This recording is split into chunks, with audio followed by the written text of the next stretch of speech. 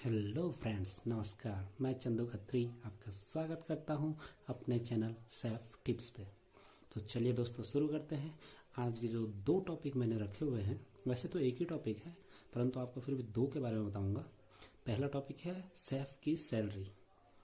और सेफ की सैलरी जानने से पहले पहले तुम हम सैलरी को जान लेते हैं। सैलरी होती क्या है, ठीक है। तो जनरली मैंने कुछ नोट किया है अपने, और जो मेरे नोट्स पड़े हुए हैं तो उसके हिसाब से मैं आपको थोड़ा सा बताऊंगा।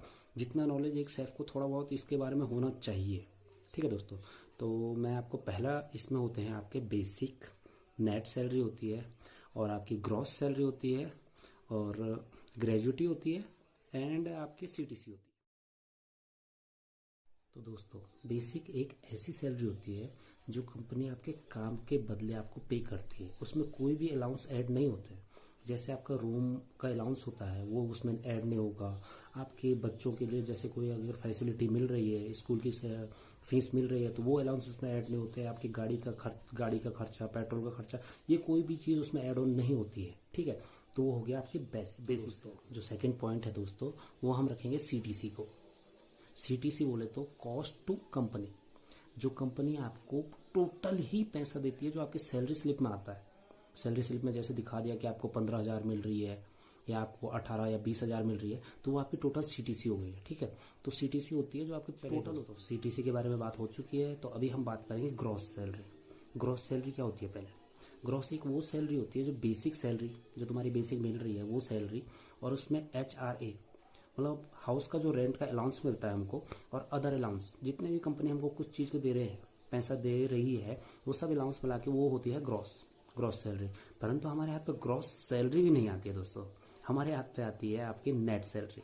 नेट बोले तो कैश इन हैंड। और कैश इन हैंड जो होती है वो होती है जो ग्रॉस सैलरी होती है, उसमें से इनकम टैक्स कट जाता है। जितनी सैलरी बन रही है उसमें से इनकम टैक्स भी कट गया है, और प्रूफ टैक्स भी कट चुका है। फिर वो जो बनता है, जो ग्रॉस में से कटने के बाद वो पैसा हमारे हाथ आता है, उसको बोलते हैं नेट सैलरी, ठीक है दोस्तों। तो हमारी जो टोटल सैलरी होती है उसका लगभग हमारे पास 70% ही हाथ पे आता है। लगभग, एक ऊपर नीचे का इतना डीपली मैं बता नहीं सकता दोस्तों, परंतु हमारे पास 70% ही आता है।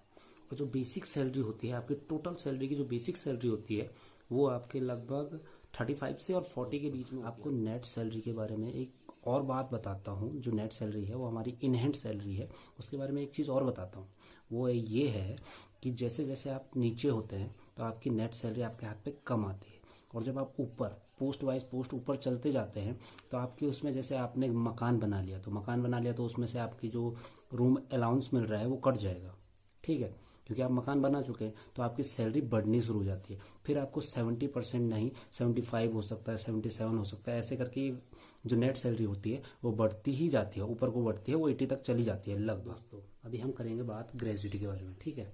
तो ग्रेजुटी एक ऐसी अमाउंट होता है जो कंपनी हमें 5 साल के बाद ही ये अमाउंट दिया जाता है कंपनी के थ्रू। ये आपका एक बोले तो सेविंग होती है, जितने आपने 5 साल में वहाँ पर कमाए हैं वो आपको मिलता है, ठीक है। तो ये आपको 5 साल के बाद ही मिल सकता है, 5 साल से पहले ये नहीं मिलता है। किसी भी कंपनी में अगर आप 5 साल काम करेंगे तो उसके बाद ही आपको ग्रेजुटी मिलती है दोस्तों, ठीक है। तो अब हम आपको बता देते हैं सीटीसी, ठीक है दोस्तों। सीटीसी तो सीटीसी बोले तो ग्रॉस सैलरी, जो तुम्हारी उसमें से कटने के बाद, ठीक है, वो सैलरी प्लस आपका जो उसमें पीएफ है, एंड प्लस ग्रेजुटी, इन दो चीज़ों और ऐड हो जाती है तो आपको सीटीसी होती है, टोटल सैलरी होती है, ठीक है दोस्तों। मतलब टोटल सैलरी आपको पता चल जाएगा कि कितनी हो रही है दोस्तों। हम आपको बताएंगे ग्रेजुटी कैसे निकलती है, ठीक है। तो ग्रेजुटी निकालने के लिए आपको आपकी लास्ट बेसिक सैलरी पता होनी चाहिए, ठीक है। लास्ट बेसिक सैलरी आपको पता है। आपको ये भी पता है कि महीने में सिर्फ 26 दिन ही होटल इंडस्ट्री में काउंट होता है, 30 दिन काउंट नहीं होते हैं, ठीक है। अब आप ये पता कर लीजिए कि आपने कितने साल वहाँ पर काम किया है। अगर आपने वहाँ पर 5 साल काम किया है, 7 साल काम किया है, 10 साल काम किया है, तो उसे भी नोट कीजिए।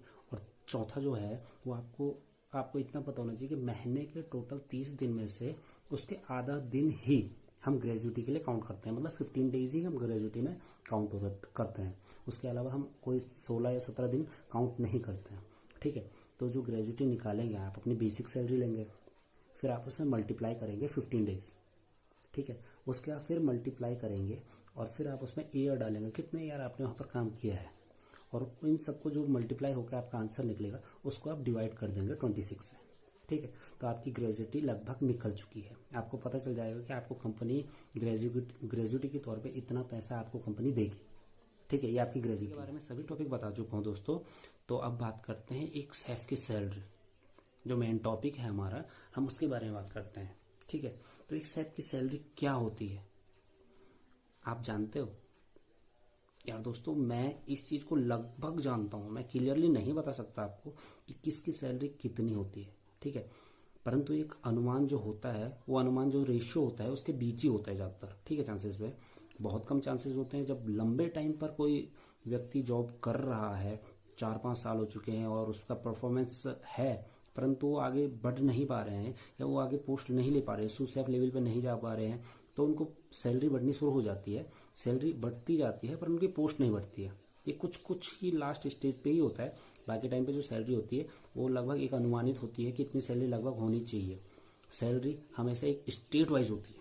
ठीक है, अब स्टेट वाइज ही अलाउंस मिलते हैं हमें। फिर जैसे अब इंदौर, जैसे आप किसी भी सिटी में हैं, सॉरी इंदौर बोला, अब इंदौर की हालत कुछ ज्यादा ही खराब है दोस्तों कोरोना की वजह से।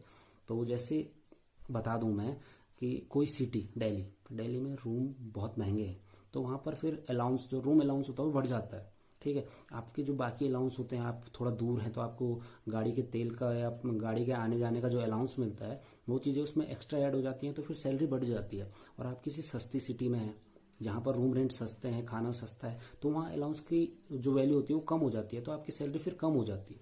तो सैलरी हमेशा सिटी वाइज बेस्ड होती है। इंडिविजुअली ऐसा नहीं है कि इसको इतनी सैलरी मिलनी चाहिए।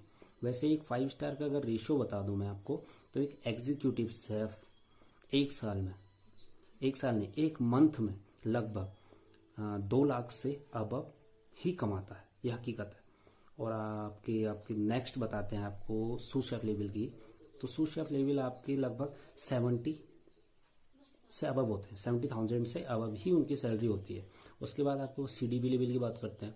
सीडीपी लेवल और डीसीडीपी लेवल की सैलरी जो होती है वो बीच में गैप आता है, उसमें जूनियर सूस शेफ भी आते हैं।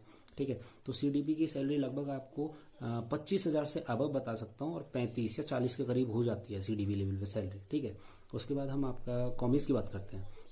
तो कॉमिस ज्यादातर चांसेस में होटल इंडस्ट्री में जब तक आपको काम नहीं होता है तो थोड़ा सैलरी कम ही मिलती है दोस्तों, सॉरी। पर आप जब आप काम सीखना शुरू कर जाएंगे तो आपसे सैलरी बढ़नी शुरू हो जाती है। ठीक है, तो कम सैलरी में मैं आपको लेकर चलता हूँ मिनिमम 10,000। ठीक है, मिनिमम 10,000 से आप स्टार्टअप कर लेंगे। ठीक है, उसके बाद आपकी सैलरी कॉमी, फिर सेकंड आएगा, फिर फर्स्ट आएगा, तो इसमें आप ग्रोथ करते रहेंगे सैलरी में। ठीक है दोस्तों, अब आईटी और जीटी की बात करते हैं। आईटी जीटी को सैलरी कम क्यों दी जाती है? ठीक है, तो आईटी जीटी को सैलरी इसलिए कम दी जाती है क्योंकि उसमें उसके कई चीजें नहीं होती हैं। उसमें पीएफ नहीं होता है, उसके ग्रेजुटी नहीं होती है। ठीक है, उसमें अलाउंसेस भी कुछ कम हो जाते हैं, कुछ ही चीजें मिलती है, बेसिक सैलरी बिल्कुल कम ही होती है। तो इसलिए आईटी पे लगभग ज्यादातर चांसेस है 5 स्टार में 1,000 से 3,000, और जेटी में 3,000 से 5,000 या तो 8,000 इसके बीच में मिल जाती है। ठीक है दोस्तों, तो अभी सैलरी के बारे में सैलरी के बारे में जो बताया वो आपको अच्छा नहीं लगा है तो यार प्लीज, अब मैं कुछ कर नहीं सकता हूँ। सैलरी तो जो होती है वो होती है। तो आप सैलरी को मत लीजिए, अपने स्किल को लीजिए, अपने एम को लीजिए, आप कुछ कर सकते हैं। ठीक है, तो सैलरी स्टार्टअप में मान्य नहीं करते। स्टार्टअप में हमने भी बहुत स्ट्रगल किया है स्टार्टअप के टाइम पे, आज की डेट में थोड़ा बेटर है। तो दोस्तों, कैसी लगी आपको ये वीडियो कमेंट करके जरूर बताइए, और अगर आपको अच्छी लगी तो शेयर, लाइक एंड सब्सक्राइब। और अगर ये आपके किसी फ्रेंड या आपके फैमिली मेंबर की ये वीडियो अगर काम आ सकती है, वो इस इंडस्ट्री में काम कर रहा है तो ये उसके काम आ सकती है, तो उन्हें शेयर कीजिए। धन्यवाद।